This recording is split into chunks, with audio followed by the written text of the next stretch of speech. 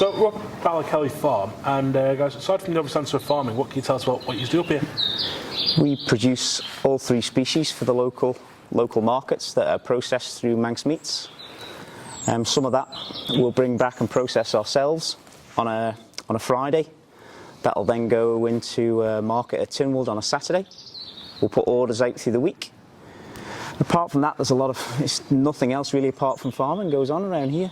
We've just come through harvest, so at the minute we're trying to get the grass to grow enough to keep a suckle herd moving round and grazing. We're trying to get lambs finished off grass. It's a bit of a struggle without rain, but we're keeping them moved about. But it is about time that we got back to a sensible season, regular showers of rain and regular sunshine. Farmers are never happy with the weather though. Well, no, we are happy with the weather. It's just the extremities of the weather. You know, trying to grow, we try and grow our own proteins.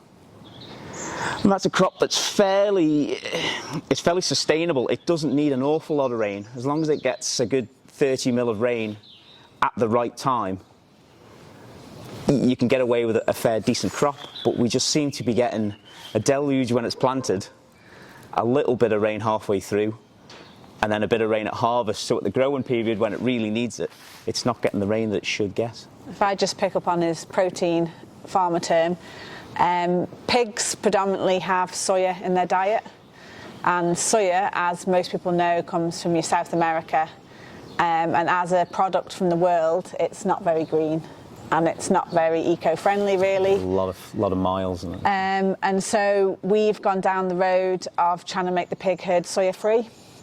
And so we've grown our own peas, which is what he was talking about, the protein, so that we can now feed our peas back to the pigs instead of importing soya.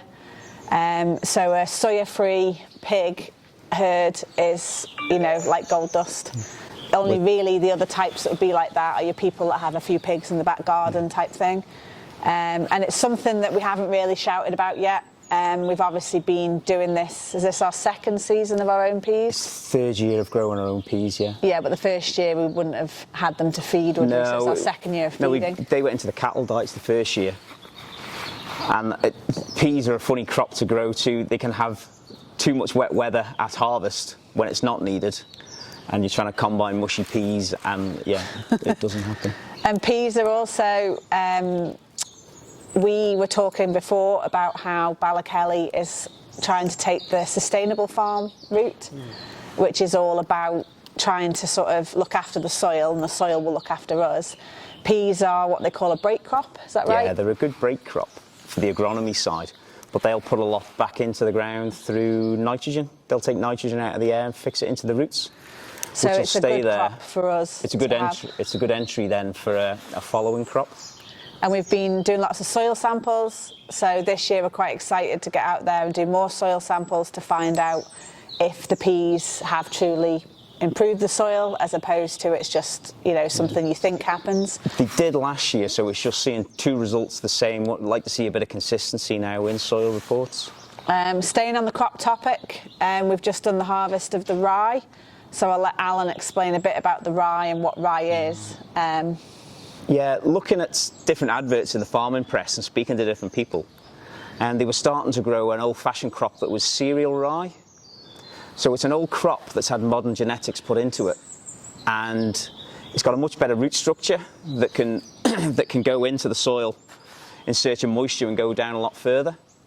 And it's really worked well for us. We've had a good yield of straw off it and a good yield of seed. So we grew rye, and we took the winter wheat we were growing out of the rotation. That was more nitrogen dependent, it was just more chemical dependent on sprays too, so it seems like a healthier crop to grow and a slightly cheaper crop to grow, which is very important this year, what with input costs going up through the roof. So when the final results are in from it, we'll be able to see on our cash flows just what it's cost to grow and just the better output, where that margin lies with it. So you guys, you're clearly constantly innovating up here, everything, always willing to try something new and see how it develops. How much does being based on the Isle of Man help with that, really? DfE's been good too. Yeah, they have. And DfE, like all these new schemes that you guys hear about, And the public perception, there's often a gap between, farmers just get paid money to do nothing kind of thing.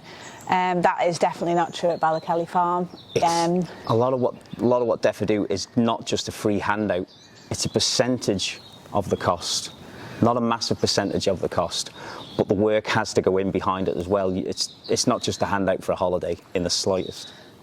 And without their support, we wouldn't be here, and you guys wouldn't have any food. And I think the world we're going into, food security has to be a priority on the island. And COVID showed that the Isle of Man can feed itself and look after itself. And so I think, as I said, this next sort of 5 years, we're in for some tough times for the food industry. And without DfE helping us drive down these roads of sort of working out how to farm better in a way is maybe one way of putting it. It's like not just chucking X ton of fertiliser on because we've always done it like that.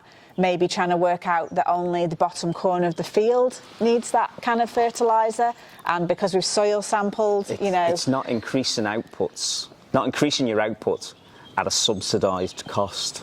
Yeah. A lot of it. And so, I do think the public perception, and I think they're going to have to help educate the public as to where the money is going, and trying to bring it all back together. Obviously, 5 years ago, we decided to sell our products directly to the public. Mm-hmm. So as a farm, we produce meat. So when we talk about farming and crops, all our crops are for our animals. So we feed them back to the animals. In the winter, the animals sleep on this straw that we're sat on. They eat the hay. And so everything we do at Ballakelly Farm is about producing meat. And Alice can probably tell you, when your dad said you've got 3 species of meat, what are your 3 species? You can use your hoodie to help you. Cows, pigs and sheep. Cows, pigs and sheep, yeah. So we're we probably are the only farm that has all 3 species. We're the only one daft enough to do all 3, aren't we? Yeah. Normally you're a pig farmer or a dairy farmer or a beef farmer, and then sheep seem to fit in with different farms. Yeah, the old fellas in the Isle of Man would tell you to keep away from the 3 P's. That's pigs, poultry and potatoes. That's an old saying that. An old Mac saying, you can take that one. Yeah. Never heard that? No. Yeah, keep away from the 3 P's. Pigs, poultry and potatoes. I thought you were going to say politicians as well. Keep away from the 4. Pigs, I'll put that in on the next time we do it. Yeah. Pigs, poultry, potatoes and politicians. So obviously, to have a market to sell the meats into, you have to have the support of the local community. What sort of work do you do, both with the community, but how does that benefit yourselves? We've done lots. We've done lots of shows, lots of food festivals, lots of just open days. Going into schools. Yeah, we've tagged on. People have invited us as well to, haven't they? WI, that was one of my favourites. I didn't go to that one. But yeah, no, definitely local public and local support is so condensed in the Isle of Man that it is what drives the business. It's very special over here. People feel like they're part of the family. Facebook is a huge thing in the Isle of Man, and I hadn't really realised that was a kind of a local thing. But they do feel like that by following us on the Facebook and seeing what's happening on the farm, that they feel like they're part of the family. Mm-hmm. And I'll quite often bump into someone, in the petrol station, and they'll ask me, how did Harvey get on with something? Or how's Alice doing with this? Like, they feel like... No one asks about me. No, but you go alive. Yeah. A lot. Oh, yeah. Yeah, I Like, did live. especially at lemon time, Mum goes a lot, live on Instagram. Dad tends to hide out, doesn't he? Oh, no, I'm always there. There's too many bips if Dad goes live. Stop. Too busy to stop. So what are you doing that in terms of using these different channels to promote both what yourselves do, but you also, in fact, promoting Manx farming as a whole? How important is that farming community away from sort of like the wider community? How important and strong is the farming community? Farming community, I'd say it's fair. I wouldn't say it's massively strong, but it's a fairly strong community, and I think that's because it's getting more and more diluted by townies. It's hard to say. There are lots of different clubs out there. The Young Farmers Club, that seems to be growing. I think that went through a lull, but now that's growing. Grassland societies. There's all sorts of things out there. But they are a family community, though, aren't they? Yeah. And if you need people, they're there. It's surprising when you have something that's happened that's desperate, who comes out of the woodwork to help you? Yeah. Yeah. Because we've had some pretty horrid times this last, probably we're talking more like 10 years. Yeah. But yeah, when you have some things go wrong, it's amazing how they all club together to help you survive.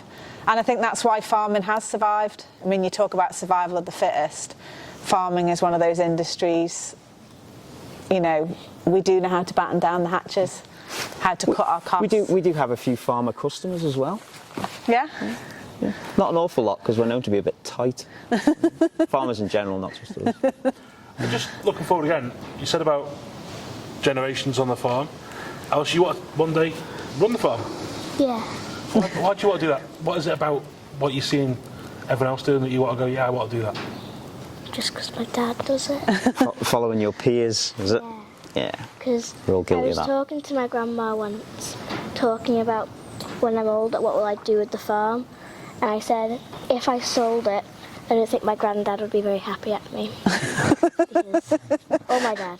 No. Oh, your dad, no. He said the worst thing that could happen is you can just rent it out if you're struggling. What's the best part about farm life for you? Just being free, like in COVID, all my friends were just stuck in a house. And I could just go outside and actually do something.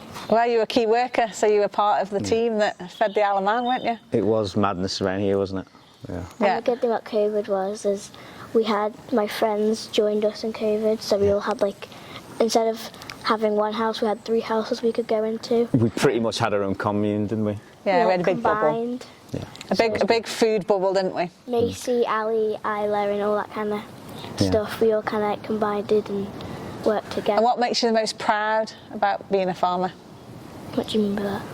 Like what's... Yeah. What makes you hold your head up? What makes you want to go to the Royal Manx and mummy not say, right, I'm not doing it anymore? Like, why do you still want to go? I like to be there, like stand and all. You're proud of Ballakelly Farm? Yeah. Yeah. It's being involved, isn't it, and being out there and being part of that community that is fairly strong. It's a fairly strong community. So obviously as we talk about COVID, it was a time when the island sort of looked inwards. We started looking more about what food we were buying, where it was coming from, making sure that as much as anything, most of it was Manx. How important was that time to show just how important food on the island is and that we do protect the industry? It shows how important it was by how quickly the shelves emptied and how quickly local suppliers were contacted to get their produce in as quick as possible. Allison's out that way that supply a lot of veg. Their phone was hot. And they just ran out, didn't they? Yeah, well, it's not that they ran out, it was getting it out of the ground quick enough. They've always got a damn good supply. It's getting it out of the ground fresh enough and in quick enough. Ourselves, we still put our regular amounts in that we support. To be fair, the meat industry, plant. we didn't run out of meat. And that shows how much The meat plant ran out of meat. Yeah, but it's not because it was just the Isle of Man unprecedented did. demand. There was plenty of meat to supply the local market. Yeah. It was them being able to process it in time, which also showed how much meat left the Isle of Man normally. Whereas vegetables, they obviously, you can't just click your fingers and have carrots, potatoes, and they're not going to have those volumes in the ground because on a normal market, they'd have had nowhere to sell it. But it then did indicate how much food was coming from away. When you pushed on local demand, but it doesn't mean the local demand wasn't there, and it showed us that we could support ourselves. And that it's not expensive neither. Yeah. Do you feel like the lessons that we've learned have been remembered enough from that? Is how much we very quickly relied on local produce? Do you think people have necessarily recognised that enough? I think as soon as it was easy to go back to ShopRite and Tesco, a lot of people went back there. Yeah, and discussions last week. I know local products do go into these places, but not in the volume. Not in the volume they should be. And I think people learned from COVID to support local. I think now it's for DfE to work out how we make it easy for them to buy local, which has to be through the convenience stores, the supermarkets, the petrol stations, all the places that even, hands up, I go because it's quick and easy on my way home from work. So we need to get the local produce that they almost trip over it. And it's how you work against the big spenders, because as we all know in a supermarket, it's who's got the biggest pocket as to where the products are lay. Well, that's back to price structure, isn't it? And how how they cost their imports. You know, next it's all to their very well local. Tesco's supplying Manx meat, but if it's hidden underneath all the Irish and English stuff, it's not very easy for the public. You need to be able to grab and go and know you're doing the right thing. So just on that, do you think that's something then going forward, that almost the visibility and the prominence of Manx meat and Manx produce as a whole has to be pushed further forward? Yeah, it does. And that will require, again, this more innovation, more investment, really, from both companies and government. Yeah, I yeah. think more cooperation from the supermarkets that have shelves that long full of Manx stuff and that long full of the imported stuff. Stack And the Manx almost stuff like having that. a Manx stack the English produce stuff corner, like you know. And it's also knowing that if you've gone and bought it from that area, there's no tricks. It is what it says. You've done the right thing. Because this is the bit that really frustrates me, is people try to do the right thing and then they'll often not have necessarily supported local. But in their eyes, they've paid that little bit of extra money and it maybe isn't necessarily what's happened. So it's almost auditing so that you know that if I grab that and it's got that sticker on or whatever it is, you've done your job and you can run off, go and get your other stuff and go. I think it's just making it easy for the public, and I think they want to do it, and I think COVID has helped them. But if we don't put our foot on the gas and actually do it quickly, it'll be quite quickly forgotten.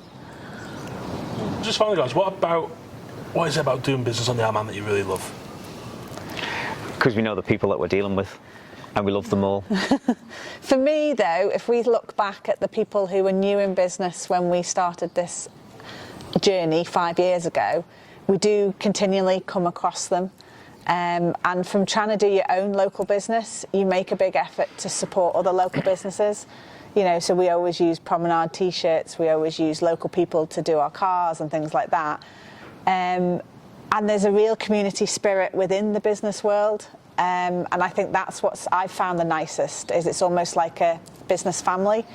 And I think because the Isle of Man is so condensed, it's nice when you sort of go out there and you're in a completely different environment, like I've just gone back to tax, but there's people who know you as the Ballakelly and that business side, and there's almost a community feel, I think, within these small businesses over here, and it's nice to be part of those teams. If we could just get everybody that likes anything that Ballakelly puts on to buy one bag of sausages a week, We'd be laughing. we'd be flying. We could go around all the schools and say, look, have some free sausages because we've sold so many. And I have always said that if I could make enough money in butchery, I'd throw a load. Every school, every month, we'd put stuff in there and say, there you go. Yeah. You have put sausage. Have sausage baps. We We have have done a put lot of food sausages in my donations over the food. years, because one thing that's close to our heart is feeding your families. And we do work with a lot of the local food charities, supplying roasting joints at festive times of the year, and the food banks. You know, we try our best to help them. There was a great one that they were doing with the jail, because obviously what you donate to the food banks sometimes is not a helpful product Correctional facility. for somebody to turn into an easy meal. And so if I gave them some roasting joints, that's not actually very helpful.